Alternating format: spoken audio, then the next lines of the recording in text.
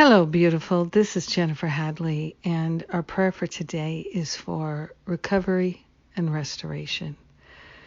We're recovering our right mind, and we're restoring ourselves to an awareness of our true identity.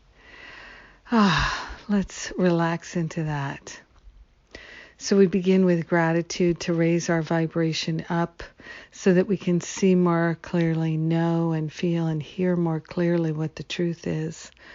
We are grateful that we can restore, renew, refresh. We are grateful that anything that we've believed about ourselves that makes us appear to be less than perfect, less than whole, less than beautiful, less than magnificent, it has to be false. And so we're grateful to give up any attachments we have to this false view of ourselves. We are grateful to call forth this great healing and restoration. We are recovering our miracle-mindedness. We are recovering our ability to accept and know the truth, to recognize the truth. We are recovering the ability to recognize when we are believing something that is false.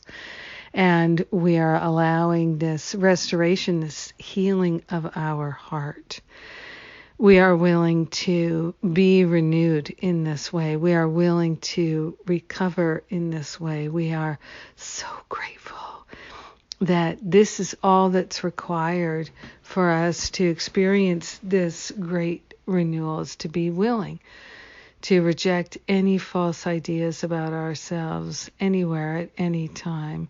We're grateful that it is not possible for us to actually be less than perfect. So we're rejecting any idea that we've ever adopted that is false about ourselves or anyone else. What is true for us is true for everyone. What is true for everyone is true for us. So we are grateful to anchor into a perfect, pristine understanding of the truth and awareness of what is real. We are grateful to share the benefits with our brothers and sisters because we're one with them.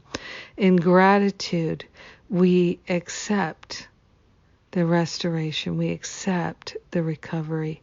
We let it be, and so it is. Amen.